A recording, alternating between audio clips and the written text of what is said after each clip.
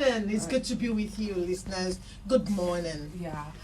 Thank you so much for joining us for this very important conversation. Now we're going to begin, obviously, with the fundamentals. I've been following a series on, I think it's a HBO series, I May Destroy You is the title of the series. I was watching it with a friend. And the series basically expands on rape and everything. Different aspects, different angles to rape. And my friend, a guy who I was watching it with, kept on asking, so this is rape too? Is this rape too? So I feel a lot of people still don't understand fully what rape is and what it entails. So we're asking you, the expert, to just expand on that. Rape is when you have sexual activities, that is forceful penetration, sometimes with body parts, sometimes with objects, against a person's consent. So in law, the big deal is around consent issue. And what is consent? There are people who cannot consent. It means that when you say no, the other partner should stop. That is it. Because you're no longer consenting. Sometimes when a girl is very young, or a boy, because both gender can be raped, when they're very young, their feelings, their sexuality, the hormones are kicking. So you want to snuggle, which is natural. You want to hold people. You may not want to go the whole hug. So when somebody forces you, like, no, I'm now aroused, you must go on, and that is wrong. Then sometimes the way people have been trained. Yorubas will say something like, kojengba, lobiringba for meaning, when kojengba, that means when you keep, forcing her, putting pressure on her, harassing her, because the sexual harassment is rape. When you keep harassing her, you think that means your tenacity. No, it's harassment. That means you're getting out to make up your mind. You're coming on strong. That's the word. You're coming on strong, and this person has to just accept and consent. It is not consent. Another thing is when you're under sedation, some influence, drugs. You're sick. You're incapacitated. We call it incapacitation. Then you cannot consent when you're incapacitated, whether by cash or position. That is it. I was going to ask you that question because you said rape is when you say no and somebody goes ahead. Yeah. What about situations where you say nothing or you don't have the ability to say anything? When speech is not just verbal. Okay. You have non-verbal expressions. Yeah. So when you are under stress, a human being will retreat. So when she draws back, that means she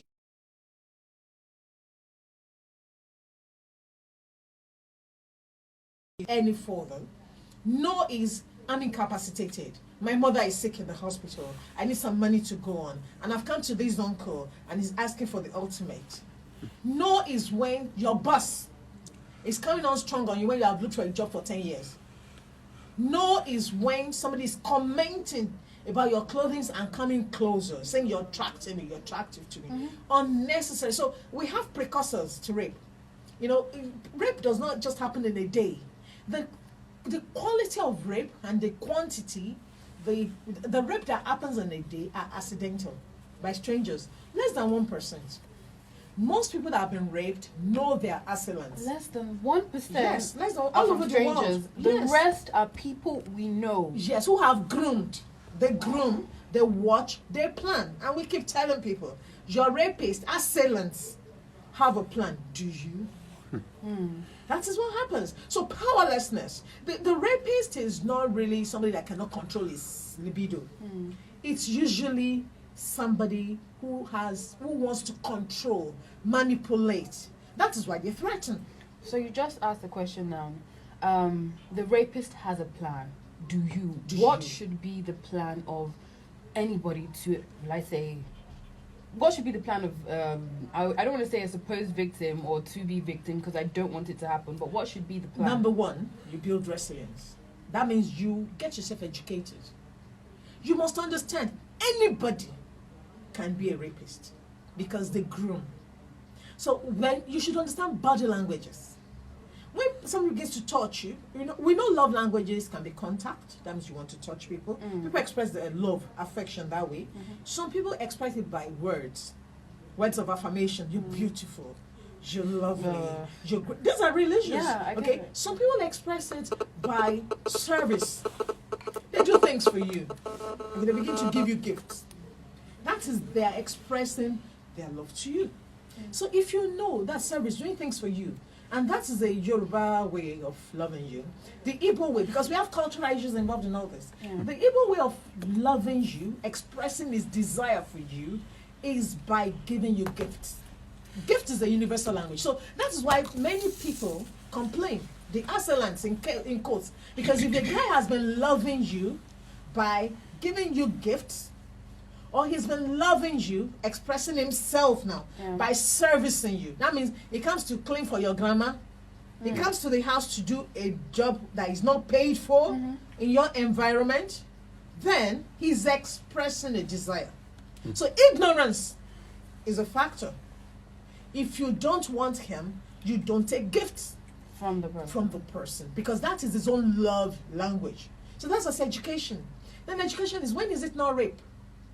What is the environment of rape? Okay? You know, when you go into isolation, okay, we know about love. One of the first process of love is that the two people involved will start isolating themselves. Yes, because they want to nurture the feelings that they have. So that means you begin to talk together. Oh, can we go for a walk? Would you like to visit me in my room? Can we go to an eatery? Okay? These are precursors to it. Because too many guys scream, what do you mean? She came to my house. Yeah. Yes, she did. She seduced me. You see, because the girl is a tempter. Okay, what she does, it's there's this natural aspect of sexuality. I'm loving you. The girl goes, come on, if you really want me, you desire me, come along, okay? The guy feels, yes, I'm on, I want to come in. But you don't want to proceed to the sexual intimacy. Unfortunately, there's been moral laxity in the community. Traditionally, people knew a guy is courting you. Yes, he's courting you. That's what the word, courting you. He's courting you. He's doing what you like. He's caring for you. He's loving you, and he loves you. He wants you. But you're not ready to go the whole hog. You still want to watch. You still want to consider. You still want to do what is right. Morally, including your conscience. Because when your conscience is defiled, you're not the best. Yeah. Okay? You want your conscience clean. You want to do things the right way. You don't want unwanted pregnancy. So your girlfriend, that is where types of rape comes in. Yeah. Your girlfriend. So we have acquaintance rape. Somebody that is your friend. Somebody you really love, but you're not ready yet. So that's why I say it's consent. And it doesn't have to force you. Then number 2, you have strangers rape. That's one that armed robbers came to the house, or you were going in the night around the bush, somebody cornered you. But like you said, that's the 1%. Usually less than 2%, definitely. I mean, these are accidents. They don't occur every day. Most of the time, it is people that have access that's rape. The person must have access. The auntie, the uncle. No, aunties, they don't have to be aunties and uncles. I've heard a lot of stories, and I personally have a friend who has experienced something from, I think I shared it with you, from somebody who was supposed to be taking care of him. I know. Right now, we have many issues. We have many cases of small boys who aunties teaching them had just taken. Wow. Yes, now I have to say this because, when people say they are not speaking, they call me voice of the voiceless. I'd love to speak for the voiceless. There's a young boy in your house that is withdrawing because that's why I said non-verbal clues. When you say a child that was very vivacious, beginning to lose interest, some kids begin to fail in exams. You don't beat them again. You ask questions. And then, of course, you, that parent that is not showing decorum, you don't knock on the door before you enter a child's space. So when another stranger is violating their spaces, their sixth sense has been dulled. So they don't know how to withdraw. Then, of course, self-defense. I keep saying it. You have teeth, you have fingernails for a purpose. And I tell you, if you're trained, minimal training is self-defense. You see, now self-defense is predicated on the fact that you think it's possible. So that person that thinks things are not possible is already psychologically ill-prepared. So it is important that we tell our children, please, he's loving you, yes. Once you see those moves, service that are coming around, if you don't want to say no. But over time, from human experience, you may not think you like a guy. Then after some time, you get to think it really has some things there, especially if they're the melancholic type, if they're the quiet, shy type. Everybody's growing. That is why the adults come in. Most victims keep telling me it's the bystanders. The bystanders are the reason rape take place. The people who watch or ignore. Yes, Okay. people who are around who don't say anything. You're a mother, your daughter is uncomfortable around your new husband. You see, because you know your Bible will say, "Patamo korai okoya rembo," meaning what?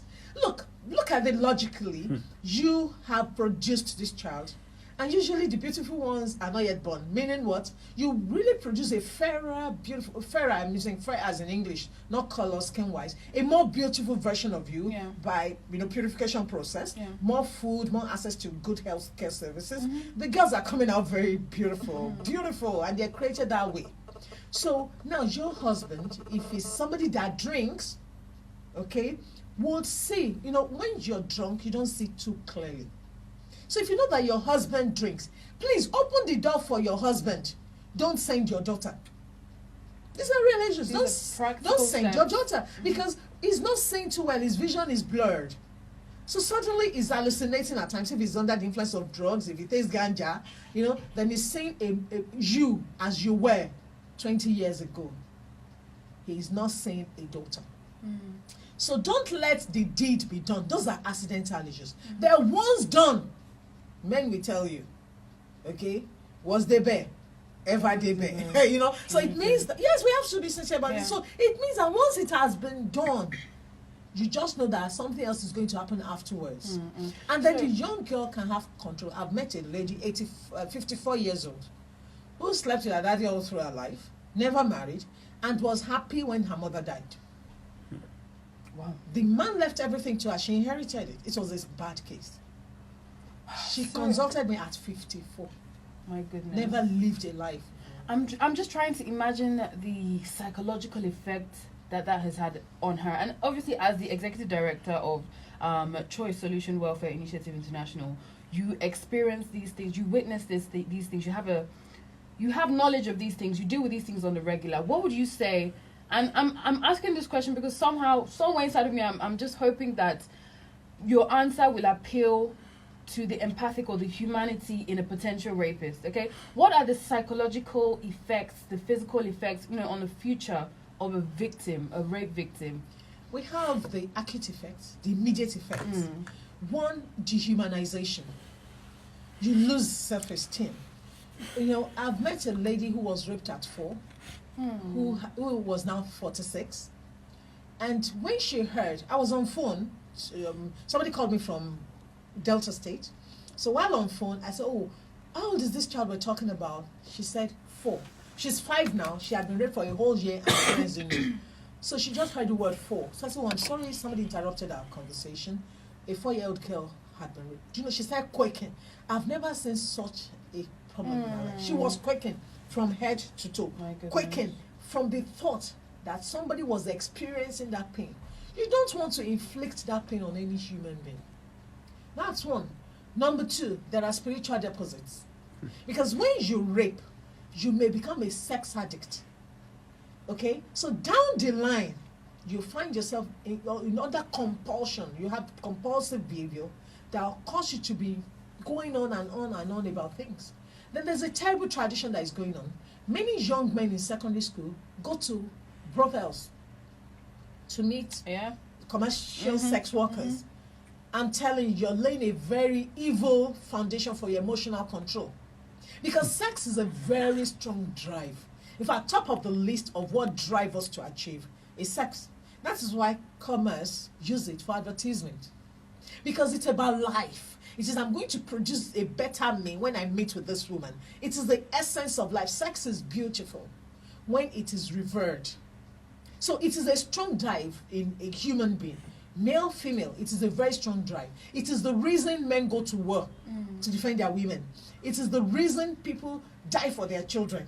Okay, so sex is fundamental. It is something we all don't have full control over. But so you're saying we can't control our appetites? We can control our action. Our action. Yes. Okay. An appetite, okay, you can be very hungry. We're not going to eat an ox. Okay? You can be very hungry. You not eat a dead animal. Hunger is a drive. Now, sex, you can be very, you can be in a mood, but you're not a dog. You're not going to go into just anything. Okay, so we should know every human being has a choice. That's always choice solution. You have a choice anytime. But what you have fed your mind, pornography, okay? What you have fed your imagination, horrible music. That's where the media come in. If you look at the lyrics of the song going on, I'll not be surprised about it. So we're pretending, and that's why I don't like all this plucking of leaves. I call it plucking of leaves. Let's go to the root cause. The root cause is what you fed yourself on. Your opinion about these activities, how you negotiate. I always tell people, look, you can satisfy your needs in many ways. One, you can beg. Okay, because you're not in a position of power. I really love you, that kind of stuff. You can beg for anything.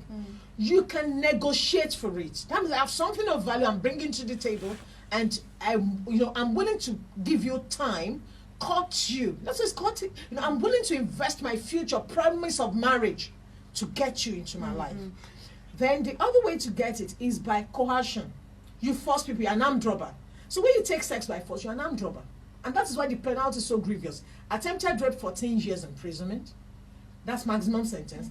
And rape, actualizing it, the act is a felony. You're going to get life imprisonment. And here in Nigeria? Yes, here in Nigeria. Okay. There are many people that have been sentenced. So the fact is, the judge, the former law, before the Violence Against Persons Act, the former law just, it's at the discretion of the judge. But if you know that we do have a rape culture. We have a rape culture. So, show Kamitani. So, I want to ask you about speaking up. Okay, there's a lot of stigma attached to speaking. You mentioned was it a 4-year-old who didn't speak up until she was 49 or so? You mentioned this. She spoke. Yeah, until she was later on, when she was advanced in age.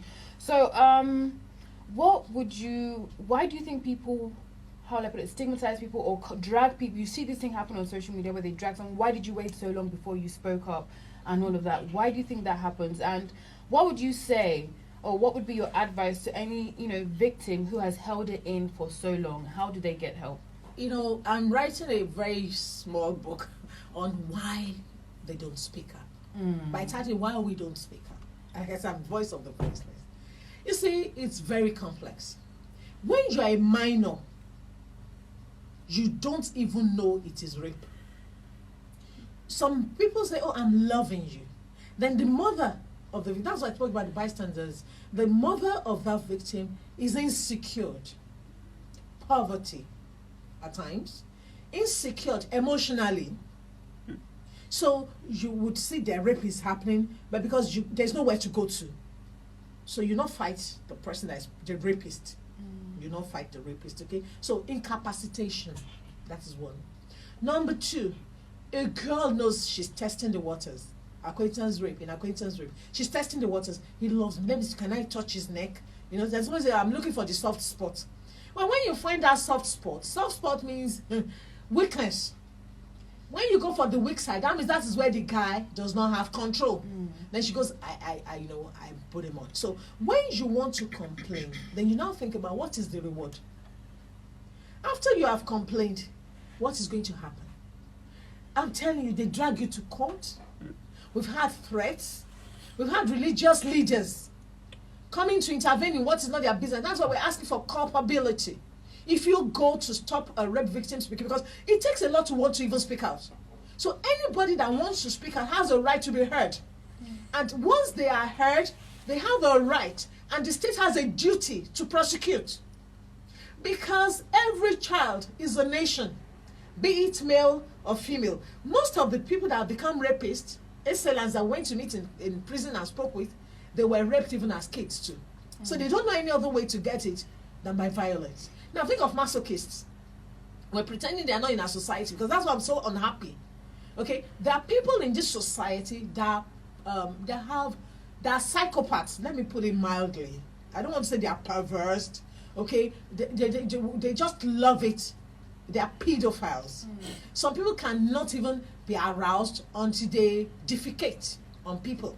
These are real issues happening in our society. You know, we used to think these psychopaths are in other communities, like in America, because they can express themselves. I don't want to sleep with, I'm a bestial, you know, you want to sleep with an animal, and then we shout.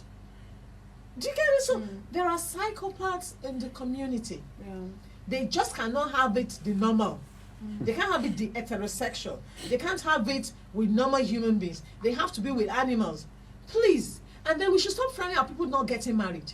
Yeah. Some people can't just marry. Because don't want to. It's not because when you say can't marry, it's like they don't have the ability different groups to be married. Well, if you know, one thing is this. We have, I say one of the skills, soft skills we teach is knowing your own disability. Do you get it? Okay. Yes. Everybody has a disability. Anger management issues. Some people can't share their spaces. All these human beings are in the society. So evaluating themselves, they may think, I may not be able to go all the way with a woman. Don't stop stigmatizing people that are not married. They know why. All right. Stop stigmatizing people that want to be with animals. We're not legalizing it. But stop, prodding, because by the time you go too far, you're going to have somebody who knows they cannot cope. For society's sake, for name's sake, go into relationship. All right. We're speaking with Miss Ademola Aremu. Okay, she's the executive director of Choice Solution Welfare Initiative International. She's joining Beat FM for our observance of Beat FM Say No to Rape Day, Stand Against Rape Day. And just finally, I want to ask you, okay, what can both genders, because often we hear things about, okay, it's the lady, she should not do this, she should not do that, she should not do that. What can both genders, both the male and the female, do to bring an end to rape? Humanity. We are human beings. We know pain, we know love. Stop stealing. Negotiate. It's not yours. Groom your character. Become an attractive persona. Be attractive enough to attract whatever you desire into your life. Because, I've met a young man, 26 years old, he's in jail now. Wow. Your first taste and first force can be the last you'll have all your life. So even the assailant will suffer. Then the parents that think, I have boys and they must sow their wild oats. I pity you. Because so many girls are being trained in self-defense. I'm in charge of that one. They've been trained in self-defense. Your son may just lose the factory for producing baby, the testicles. Okay? Your son may come back home blinded. So it is better to teach people love languages and also to control them. Respect people's personal safe distances. That is why this safe distancing is a very good time to explain.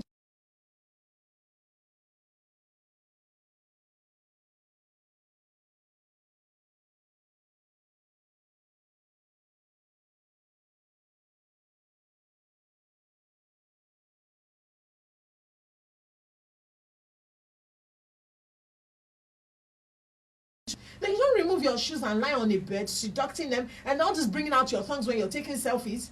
No, think of it. The girls are working on the guys. I hope this is not somewhat putting the blame on the woman for being Blaming raped. the victim is wrong.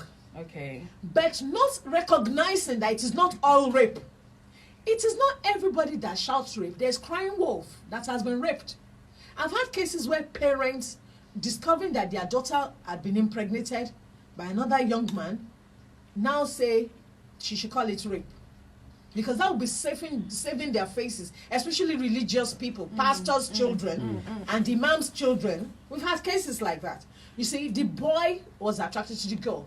When they were meeting in school, you were not there. Suddenly, when they now do something that, of course, they practice it every day. We practice it. The media encourage the practice. With the pictures we show in drama, encourage the practice. I didn't know what it was to be kissing people up and down when I was a younger girl. Your father peck you on your forehead, and you have chicks. And people, I want to kiss you, you are expecting the chick. But now on television, Nollywood is not helping. They went to Ghana to go and learn how to demonstrate how to do the kissing. And you know, we have people that are not married, kissing anyhow, and touching. And not just touching, fake bum bum. What are you, no, really, we should think when we're investing in all these very, visual aspects of our sexuality, we are investing in rape. So what you're saying, in summary, because we can wrap it up now, what you're saying is that the media contributes Pharmacy to too. rape Pharmacy culture. too. When you enter a pharmaceutical shop, you see aphrodisiacs. On the streets, they are announcing and talking about aphrodisiacs. Alteration of the human mind. These are abuses, drug addiction. That is it. You have already sold them Brantashi. Then, when you have done that, that's why I'm calling on everybody. We are all guilty. If mothers sit at home and tolerate stupid songs on air, then you are guilty. You are culpable. You are contributing to it. We keep behaving as if things are falling down from the skies. No, we work it out. It's a process. Rape does not happen in a day. It is everybody's investment. All right, thank you so much, Mrs. Ademola Aremu. She's the Executive Director of CWII Choice Solution Welfare Initiative International and the Coordinator for War Project. It's been awesome having you be a part of the Beat FM Stand Against Rape Day. Thank you so much, Ma. And I'm privileged. Thank you very much for having me. All right, it's still the Beat 97.9 FM. It's a whole day stand against. Nigeria.